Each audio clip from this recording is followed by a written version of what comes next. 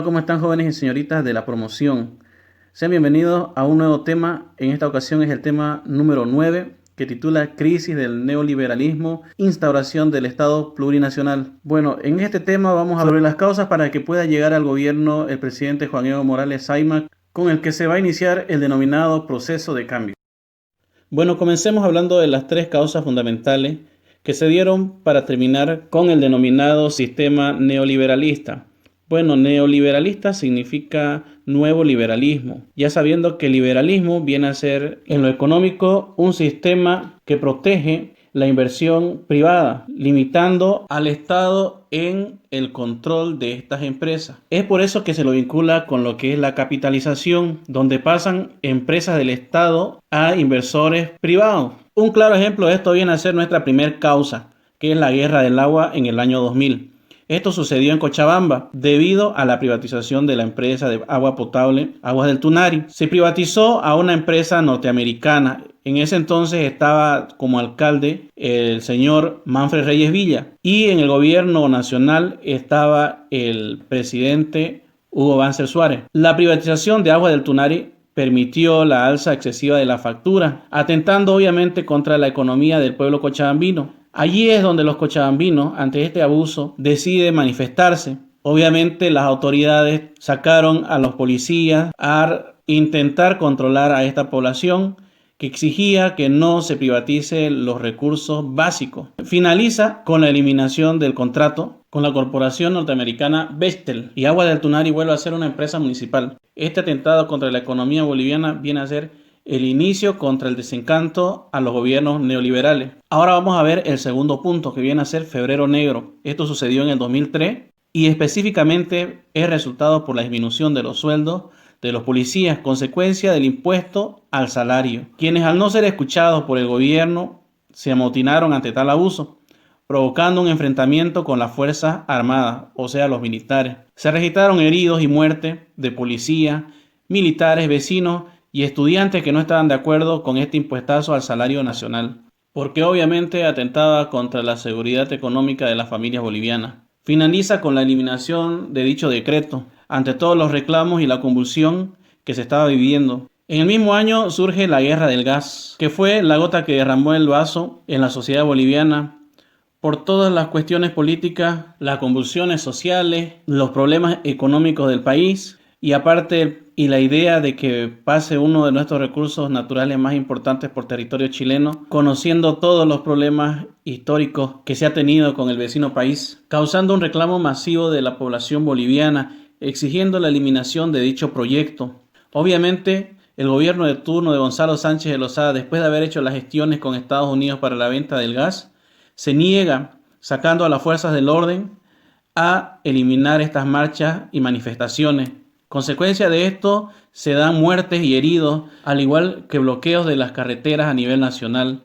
Ya la población de La Paz y el Alto no exigen solamente la eliminación del proyecto, sino van más allá pidiendo la renuncia del presidente Gonzalo Sánchez de Lozada. Ante la falta de apoyo de su vicepresidente, el señor Carlos Mesa, y de otras autoridades nacionales que no estaban de acuerdo con la violencia con la que se estaba actuando, decide presentar su renuncia y huir del país. Ese mismo 17 de octubre de 2003 se convierte en presidente Carlos Mesa. Como sucesor, va y se lo recoge de su domicilio donde se encontraba desde el momento que le dio la espalda a las acciones de Gonzalo Sánchez de Lozada, y es él quien llama a un referéndum nacional, escuchando a la población boliviana que exigía un referéndum donde se le consulte si estaba de acuerdo con la venta del gas a Estados Unidos por territorio chileno. La respuesta fue un contundente no. Ahí en imágenes les dejo los resultados de dicho referéndum del 2004. Ya ante todos los problemas políticos y económicos existentes, además con la exigencia del partido político del MAS, con la nacionalización de YPFB y los constantes bloqueos liderados por el dirigente cocalero Juan Evo Morales Saima, decide renunciar Carlos Mesa y se busca su sucesor constitucional, que tendría que ser el presidente de la Cámara de Senadores. En ese entonces era el señor Ormando Bacadíe, que no acepta ser presidente de la República. Luego se le pasa la sucesión al presidente de la Cámara de Diputados, quien era el tarijeño Mario Cosío. Él también decide no ser presidente de la República.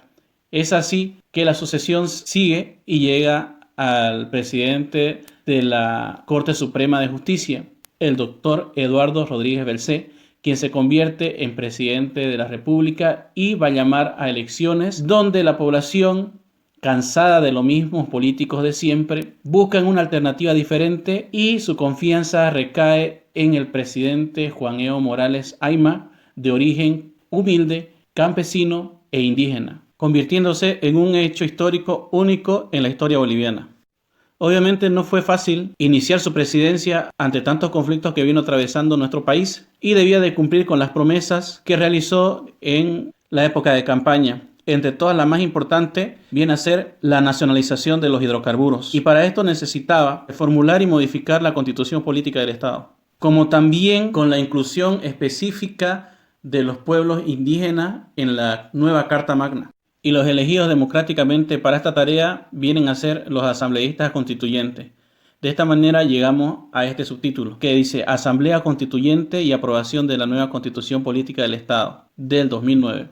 Los asambleístas constituyentes, en total 255, eran los representantes de partidos políticos por departamento, encargados de las reformaciones a la Constitución Política del Estado.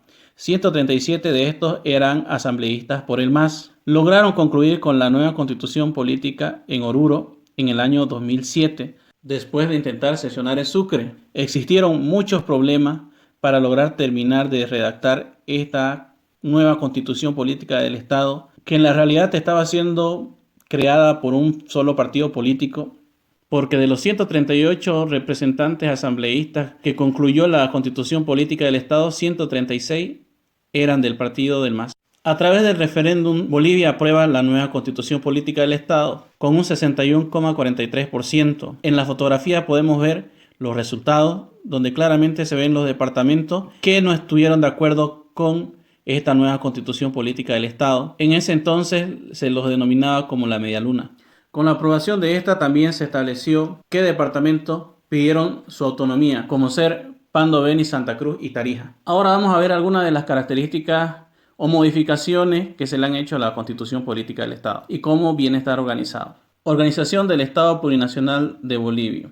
Como ya sabemos, con la Constitución del 2009 se cambia el nombre de República de Bolivia a Estado Plurinacional de Bolivia, como un reconocimiento a todos los pueblos y etnias que existen en Bolivia. Como también se reconoce a la huipala como un símbolo patrio. Y se establece que la capital de Bolivia es Sucre y la sede de gobierno está en la ciudad de La Paz. La religión oficial ya no viene a ser la católica, sino que se declara a Bolivia un estado laico sin una religión oficial. Se incluye también en ella los principios incaicos: Amaquella, no seas perezoso; Amazúa, no seas ladrón; y Amayuya, no seas mentiroso. Como también los órganos del Estado vendrían a ser 4, que son legislativo, ejecutivo, judicial y el electoral.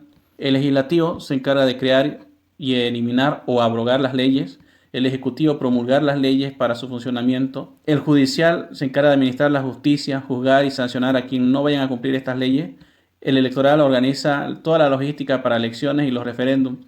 Ya en la fotografía de la derecha podemos ver quiénes son miembros o autoridades en cada uno de estos órganos, antes conocidos como poderes del Estado. Bueno, como otra característica también de esta nueva Constitución Política del Estado, podríamos mencionar el reconocimiento de la justicia comunitaria. Así que llegamos a este subtítulo que dice Sistemas jurídicos reconocidos en la nueva CPE, que ya saben que significa Constitución Política del Estado. Lo hemos hecho en este cuadro de doble entrada para que ustedes lo puedan entender mejor, donde dice justicia ordinaria, justicia comunitaria, las características de cada una de ellas, las instancias y actores, y podemos ver unas imágenes ejemplificadoras. Bueno, entendamos cuál es la diferencia entre estas. La justicia ordinaria es la que nosotros buscamos en una corte, donde intentamos solucionarlo con jueces, con abogados, con autoridades que dependen del Estado. Y la justicia comunitaria es una justicia comunal de una comunidad que tiene las reglas o normas que han sido establecidas por los miembros de la comunidad, siempre con la búsqueda de la justicia para sancionar y corregir la violación de las mismas, aunque en muchos casos se han dado linchamientos al no poder controlar a la población enfurecida por estos actos de indisciplina o de delincuencia. Bueno, mis jóvenes, como ustedes ven, el tema es amplio. Hemos intentado sintetizarlo lo mejor posible, invitarlos a que ustedes investiguen, recopilen información. Hay mucha en internet, en los diarios digitales, etcétera. Hay videos en YouTube. Así que investigar, mis jóvenes.